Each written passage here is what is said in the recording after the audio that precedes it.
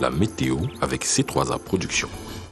Bonjour mesdames et messieurs et bon réveil matinal. J'espère que cette journée de vendredi s'annonce véritablement fructueuse. Quoi qu'il en soit, je suis très heureuse de vous retrouver pour un nouveau bulletin météo. Ce matin, c'est un temps calme qui va dominer sur l'étendue de notre beau triangle national.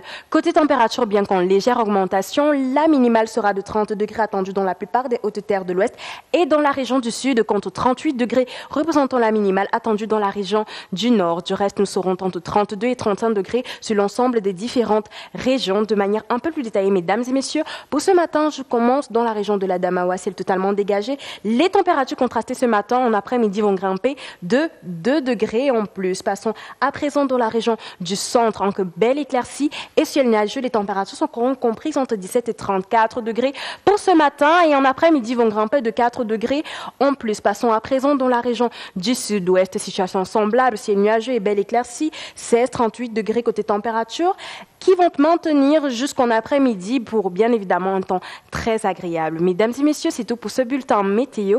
Je vous invite par ce temps agréable de visiter le musée de Mancon. Sur ce, excellente journée.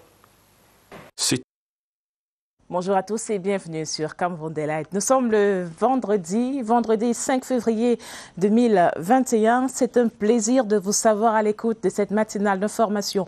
Nous aurons, comme de coutume, tabloïd tout à l'heure avec Gaël Bonozo. Tabloïd qui certainement nous parlera du Chan Total Cameroun qui va se refermer ce week-end-ci. Gaël Bonozo viendra nous dire ce qu'on peut attendre dans les colonnes ce vendredi. Nous aurons également notre invité culture, vous le savez, tous les vendredis, nous parlons culture et aujourd'hui, notre invité culture sera reçu par Serge Atangana-Bissot. Il va nous parler de la porte des tranchées. La porte des tranchées qui a été restaurée, ce sera du côté du Palais Royal à Fumban, sous la houlette du sultan Bonbon Joya. Entretien donc mené par Serge Atangana-Bissot autour de 6h45 et à 7h après le journal, nous prendrons Politics. Et aujourd'hui, Politics va nous parler de révolution agricole à l'heure où, au lendemain de la tenue de la conférence des services centraux et déconcentrés du ministère de l'Agriculture et du Développement rural, Cédra Legambélé reviendra sur l'énoncé des politiques publiques envisagées dans cette administration-là. Et nous aurons à 7h35 la toute dernière édition du quotidien du Chan présenté par Esther Aimbokuo. Ce sera certainement l'occasion de voir comment se profilent les matchs de ce week-end. Demain samedi, le Cameroun jouera son dernier match de classement pour briguer la 3e place de cette 6e édition du Chan Cameroun 2020 et dimanche le grand tombé de rideau, la finale de la compétition qui va opposer le Maroc au Mali. Le quotidien du Chan, ce sera à 7h35 exactement avec Esther Ayumboko et à 8h on ira au journal avec Franck Evina. Voilà brossé la vitrine de Cameroun Delight ce vendredi 5 février 2021. On va débuter directement avec la revue de presse présentée par Gaël Obonozo. Gaël, bonjour. Bonjour Gladys, bonjour à tous. Bien réveillé. Tout à fait. Qu'est-ce qu'on peut attendre dans les colonnes ce vendredi? Eh bien, dans les journaux ce jour, on retrouve l'audience du président de la République accordée à l'ambassadeur du Nigeria au Cameroun pour le compte des élections à l'Union africaine. On retrouve également le Chan, du moins l'on évoque la finale du Chan 2020 ce week-end. Mali, c'est à retrouver tout de suite.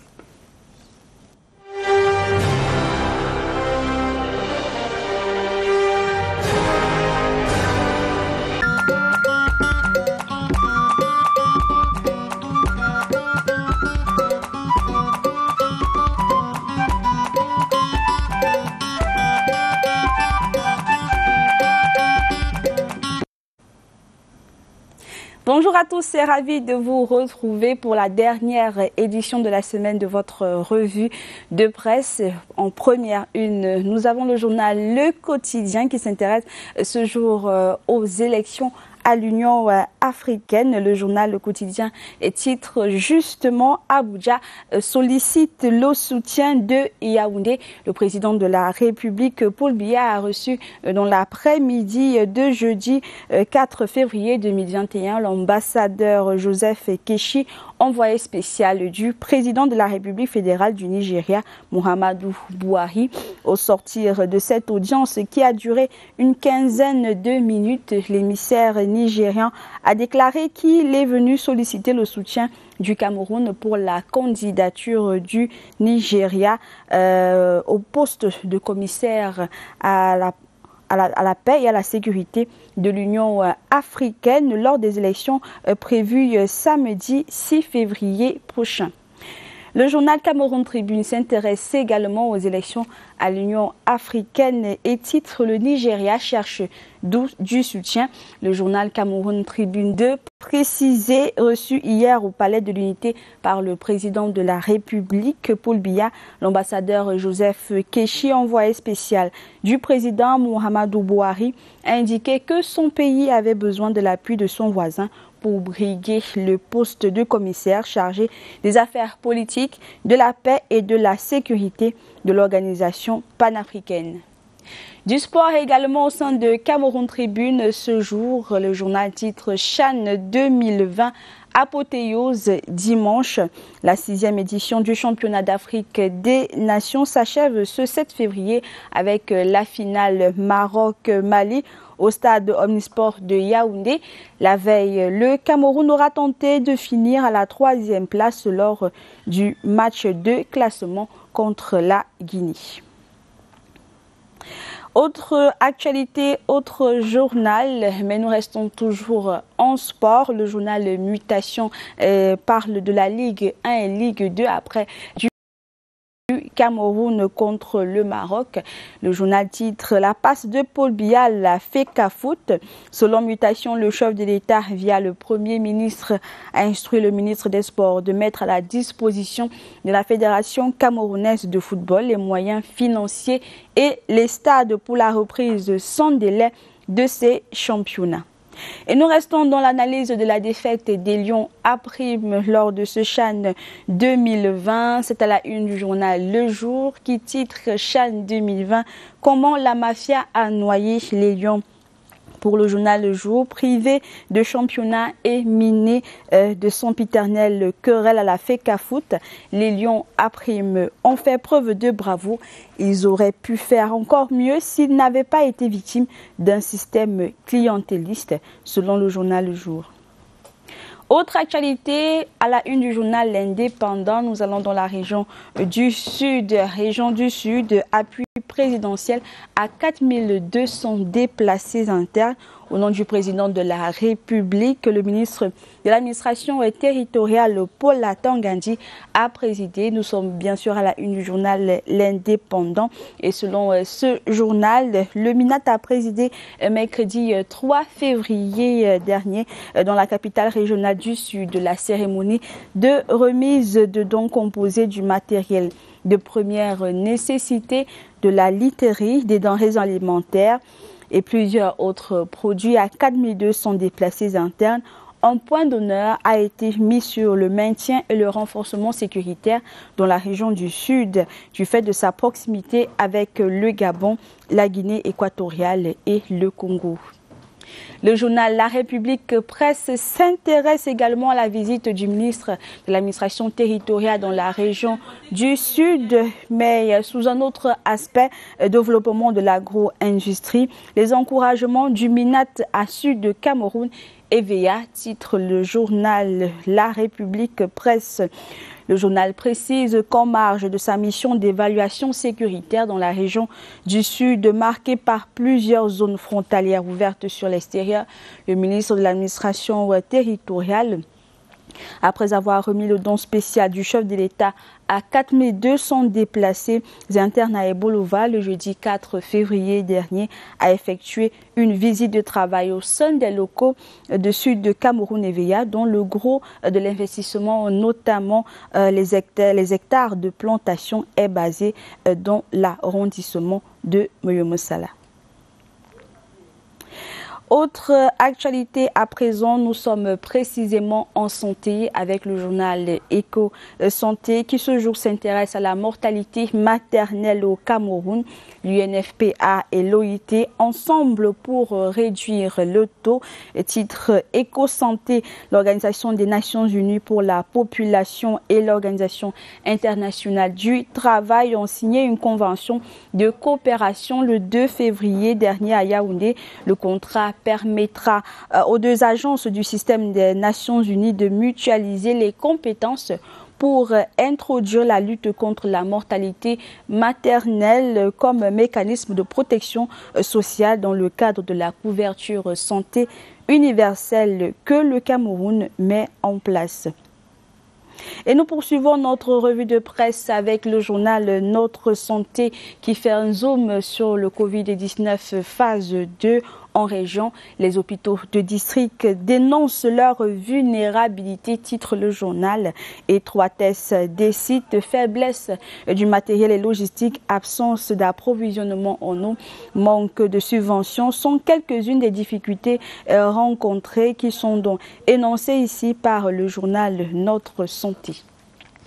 Et puis, dernière une pour votre revue de presse. Ce jour, nous sommes avec le journal The Heritage, un magazine d'information générale et de promotion et qui s'intéresse au jour au Cameroun et ses grandes réalisations, notamment concernant la lutte contre le coronavirus au Cameroun et la décentralisation en marge. Le journal évoque ainsi plusieurs grandes réalisations au Cameroun, à l'instar du lancement de la construction d'un pont facilitant la mobilité vers le barrage de Lompangar. La pose de la première pierre a été faite le 18 janvier 2021 par Gaston Elundou Essomba, ministre de l'eau et de l'énergie.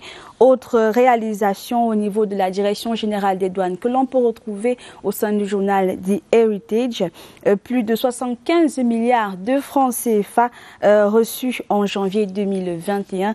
Les différents secteurs des douanes ont réussi à mobiliser cette somme en dépit du contexte marqué par la pandémie du Covid-19.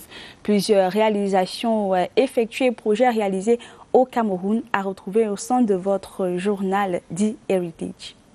Voilà qui vient mettre un terme à cette édition de Tabloïd. C'était un plaisir de partager avec vous toutes ces informations. Merci de rester scotchés sur nos antennes.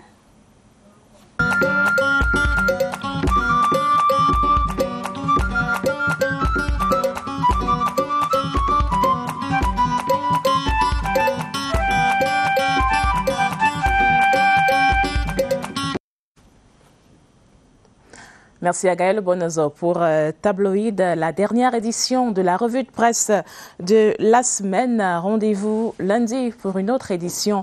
Et ce week-end se refermera donc le CHAN Total Cameroun 2020, une compétition au cours de laquelle le Cameroun aura démontré son habileté, sa capacité à tenir les enjeux d'une compétition internationale. Décryptage, ce sera tout à l'heure à 7h35 avec le quotidien du CHAN d'Esther Ayumboko. Et si on parlait économie à présent, où il est 6h40 sur nos plateaux. La page éco, c'est juste après ceci.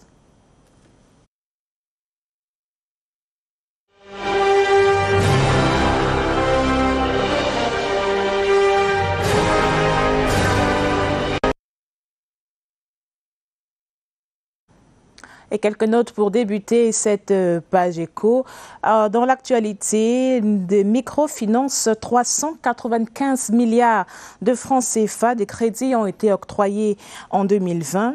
Signalons qu'avec la crise de Covid-19, les parties prenantes craignent le recouvrement en deçà des attentes. La loi a toutefois prévu des mesures contraignantes pour éviter la faillite des établissements de microfinance. Autre note pour débuter cette page éco, la commande publique 1132 milliards de francs CFA sont à investir pour l'année 2021. Les données ont été récemment publiées par le ministère en charge des marchés publics, indiquant qu'un total de 7201 marchés sont programmés cette année. Autre sujet dans l'actualité, ce sont les comptes d'affectation spéciale. Les procédures d'exécution vont être informatisées et harmonisées. Le ministre des Finances forme a récemment formé les gestionnaires au maniement de l'application PropMIS CAS retenue pour les procédures. La réforme budgétaire engagée en 2019 prend ainsi tous ses attributs. Les 10 comptes d'affectation spéciale actifs pour des ressources plafonnées à 43 milliards de francs CFA exigent des ordonnateurs et contrôleurs financiers une bonne tenue des documents comptables. Le compte rendu de Cyril King-Mbépé. L'affectation spéciale est une dérogation budgétaire. L'État abandonne certaines de ses recettes à des départements ministériels pour venir à bout des situations particulières. La gestion de ces comptes participe à la mise en œuvre des politiques publiques. Il est urgent d'en améliorer le circuit d'exécution. Nous sommes actuellement à 10 comptes d'affectation spéciale. Il est donc question d'autre pour que la gestion se passe de manière uniforme dans l'ensemble des administrations, de manière à améliorer la transparence, la discipline budgétaire. Une application informatique est ainsi retenue pour que les ordonnateurs, les contrôleurs financiers et les agents comptables de ces fonds respectent l'orthodoxie. Prendre connaissance de ce nouveau dispositif informatique pour qu'ils sachent l'utiliser pour une bonne gestion des comptes d'affectation spéciale. 10 comptes d'affectation spéciale, 43 milliards de francs CFA. Les populations en bout de chaîne en attendent satisfaction.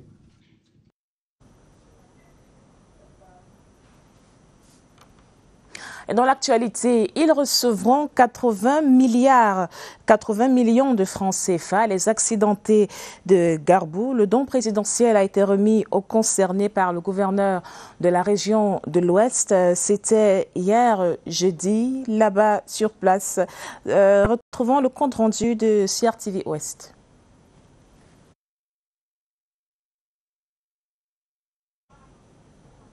Alors, en attendant que se cale ce compte rendu de CRTV Ouest sur la remise de chèques aux accidentés de Garbou, on va continuer cette page éco avec d'autres chèques remis cette fois-ci aux organisations de producteurs de la région du Nord et de la Damawa.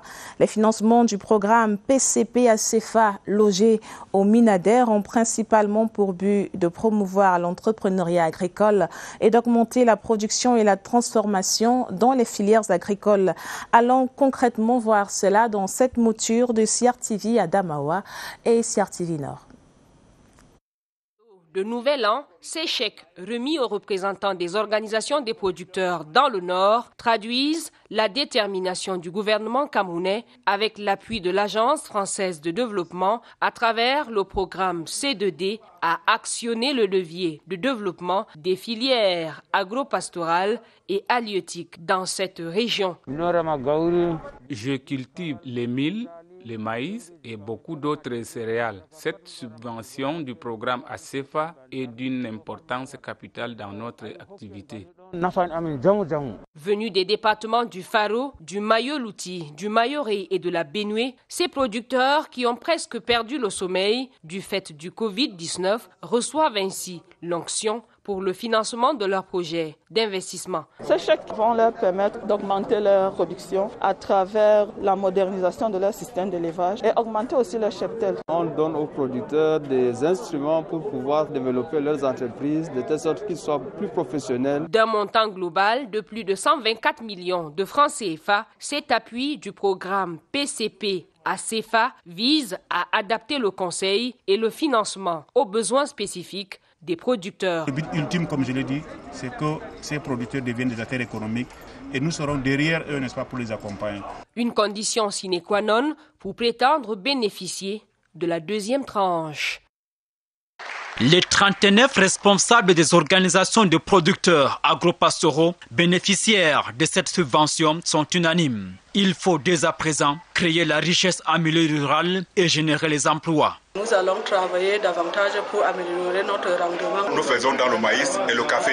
Ce financement vraiment va nous aider à transformer nos maïs et le café qu'on avait souvent l'habitude de transporter sur Consamba. Pour une bonne utilisation de ces appuis financiers, des descentes d'inspection de contrôle seront intensifiées. Nous avons pris des mesures, là aussi on leur a rappelé. Il y aura beaucoup de contrôles qui vont arriver sur le terrain, n'est-ce pas, pour voir si effectivement ce fonds-là ont été utilisés réellement pour le projet pour lequel nous sommes dédiés. Pour le coordonnateur national du programme ACP-ACFA, le financement de ce projet vise l'augmentation de la production et la transformation dans les filières agro-pastorales. Le docteur Bouba Moumini invite ses bénéficiaires à investir entièrement cette enveloppe évaluée à plus de 133 millions de francs CFA dans leur projet et à tenir une comptabilité rigoureuse. Et des appuis aux femmes rurales du Mbam et Inubu dans la région du centre, un geste de l'association des femmes leaders du Mbam pour booster la production agricole et améliorer leurs revenus économiques. La cérémonie de remise de ce don vient de se tenir à Ndikinimeki sous la présidence du préfet Absalom Boloa Monono. Reportage Richard Atangna Obama de CRTV Centre. Grâce à la fertilité de ses sols et au dynamisme de ses populations, l'Ombam et Nubu se positionnent comme l'un des grands bassins de production de la région du centre. Le flux des populations s'est accru ces derniers temps grâce à l'arrivée d'une main-d'œuvre constituée de réfugiés internes venus du nord-ouest. Du fait de l'insuffisance du matériel agricole, que les membres de l'association Femmes Leaders du Mbam apportent son soutien à la femme d'Ndikinimeki. L'un des objectifs de FELEMBAM est de promouvoir le leadership et l'entrepreneuriat féminin, encourager le leadership, encourager les femmes à être aussi leaders. Nous sommes heureux d'avoir le soutien qu'on nous a donné parce que ça va multiplier notre commerce. Belle initiative saluée par l'élite locale. Pour moi, c'est un honneur d'accueillir FELEMBAM. C'est aussi un grand honneur de pouvoir apporter mon appui aux femmes de chez moi. Aussi longtemps que je le pourrai, avec les moyens que le Seigneur mettra à ma disposition, j'accompagnerai toujours les miens jusqu'à ce qu'elles deviennent autonomes.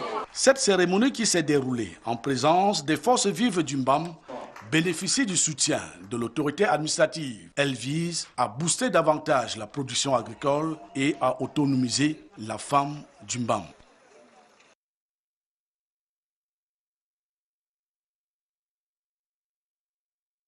Cap à présent sur la région de l'extrême nord, le ministre des Petites et Moyennes Entreprises, de l'économie sociale et de l'artisanat était en visite de travail à Maroua. Bilan de son séjour dans ce compte-rendu de CRTV Extrême Nord.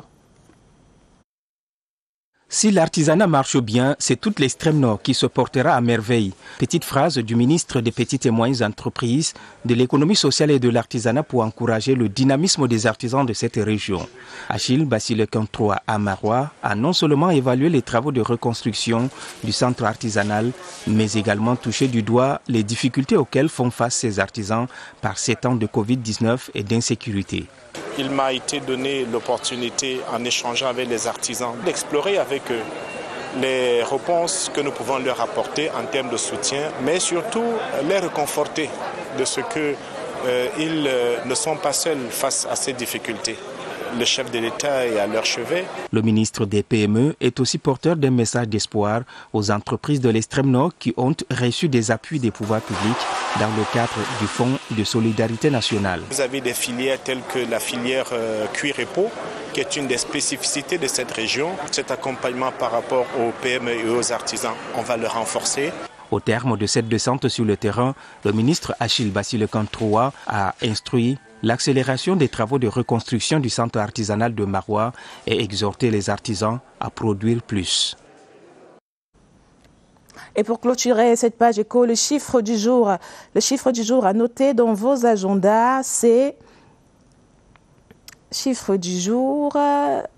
J'y arrive, 395,6 milliards de francs CFA qui représentent le coût de l'autoroute Douala-Yaoundé. Les 40 premiers kilomètres sont entièrement bitumés tandis que le taux de réalisation des 20 derniers s'évalue à 65%, soit une avancée totale de la phase du projet de 91%. C'était la page éco préparée pour vous par Alvin Gisèle Zé dans cette édition de Cameroun Daylight. Retrouvons-nous juste après ceci.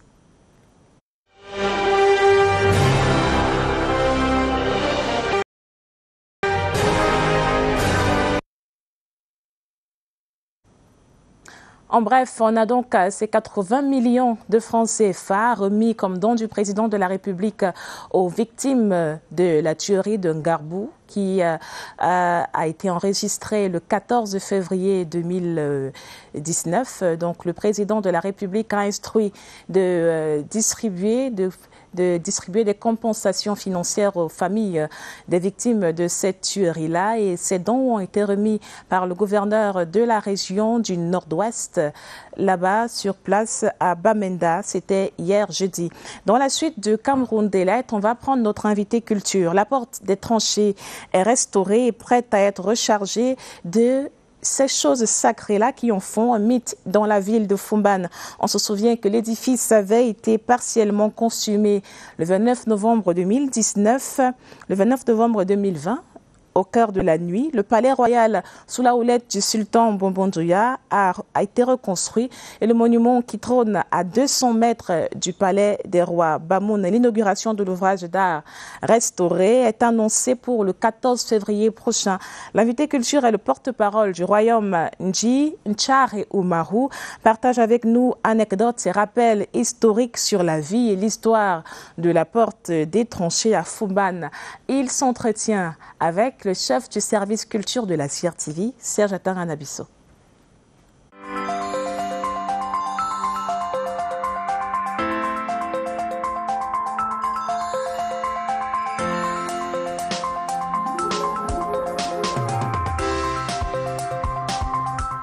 Bonjour à vous, chers téléspectateurs de la CRTV. Nous sommes à Foumban présentement pour camper le décor de l'inauguration de la porte de la ville restaurée. Et nous sommes en présence de M. J. Charé Oumarou, qui est le directeur général de l'administration et de la culture du Palais des Rois Bamoun. Bonjour à vous, monsieur. Bonjour et bienvenue à Foumban.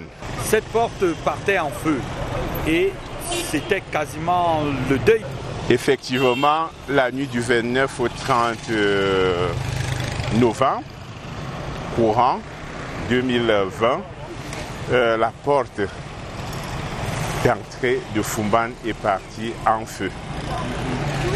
Pouvez-vous nous recamper quelle est la symbolique de cette porte quand elle part en feu? Parce que l'émotion qu'on a sentie, c'est que quelque chose d'hyper important avait été déréglé.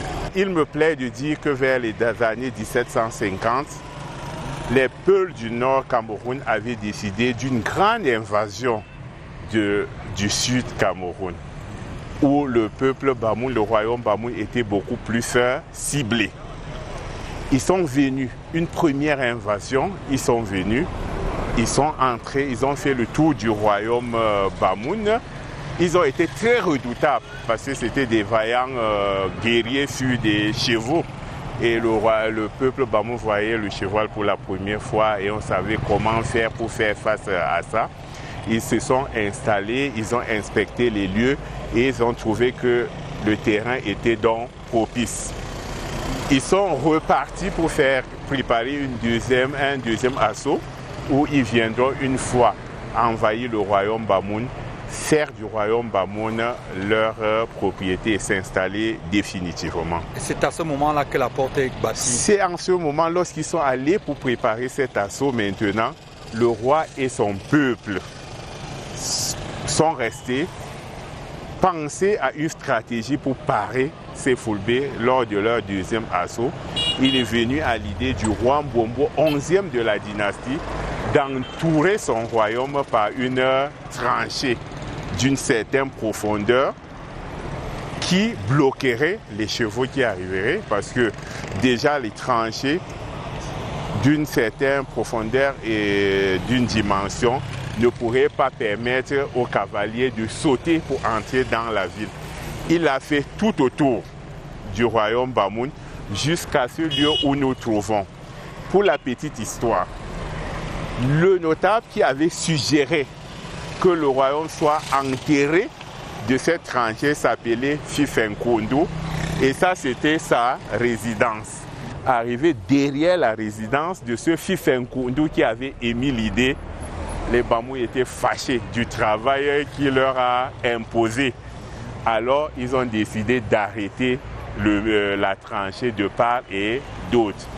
Et le roi a fait donc de la résidence de ce Fifenkondo l'unique porte d'accès dans le royaume, que moi je bâtis de porte des tranchées. Et depuis cette histoire, on se rend compte que depuis l'incendie du 29, dans la nuit, on se rend compte que le roi vient camper là tous les jours. Expliquez-nous la symbolique. La symbolique, c'est que cette porte de tranchée est un haut hautement mythique. C'est un grand lieu de sacralisation du royaume Bamoun. Alors ici, chaque année, le peuple, les notables et le roi viennent faire des rites de protection du royaume et de tout le peuple. Alors, à l'époque, on faisait des cérémonies sacrées, des rites de purification, de telle manière que toute personne qui tenterait à entrer dans la ville avait des idées maléfiques. Dès que la personne traverse cette porte de tranchée, tout le pouvoir mystique qu'il portait était atténué. Alors depuis la nuit du 29, la porte est allée en feu. Ça veut dire que toute la protection du royaume Bamoun est allée en feu. Le peuple et son roi est vulnérable. Il faut donc absolument reconstituer et restituer ce pouvoir pour que tous les habitants de Fumban soient en sécurité, soient protégés. Alors le roi étant le grand protecteur de son peuple, la porte qui protège étant partie, il faut que lui, le protecteur en personne, vienne rester là pour protéger le royaume jusqu'au moment où la porte sera totalement prête avec tous ses pouvoirs de protection. Et ce moment-là, c'est dimanche, dites-nous qu'est-ce qui va se passer concrètement? Comment ça se passe en pays Bamoun? Ce matin, le roi va faire procéder au Fit Nkindi. Fit Nkindi veut dire le roi va faire retentir le Nkindi. Le Nkindi qui est ce grand tambour de rassemblement du peuple Bamoun. Et dès qu'on joue à cet instrument, tout le peuple Bamoun de tous les horizons se rassemble devant la cour d'Apara parce que c'est une annonce d'un grand rassemblement autour du roi. Dès que le peuple sera tout rassemblé, le roi va donc quitter le palais au rythme de Shoomele, une expédition militaire que vous vivez toujours à la clôture de la fête de Ngouan. Ce serait comme ça, le roi viendra avec tout son peuple, il va faire découvrir les travaux qui ont été faits et pour que le peuple soit rassuré que continuer à vivre dans la ville de Fumban, c'est être dans la parfaite sécurité de nos ancêtres. Nous savons aussi que cette porte joue un rôle symbolique dans le Ngouan qui est en train d'être inscrit au patrimoine immatériel de l'UNESCO. Un mot? Ben oui, le moment le plus fort du Ngouan, c'est le Shoomele, c'est-à-dire cette expédition en direction de la porte d'entrée de la... Entretien de Serge Atarnabissoa retrouvé juste après le journal de 7h de Gilbert Onguéné. Après le 7h, nous aurons politique, nous prendrons le quotidien du Chan. À tout de suite sur Cameroun Daylight.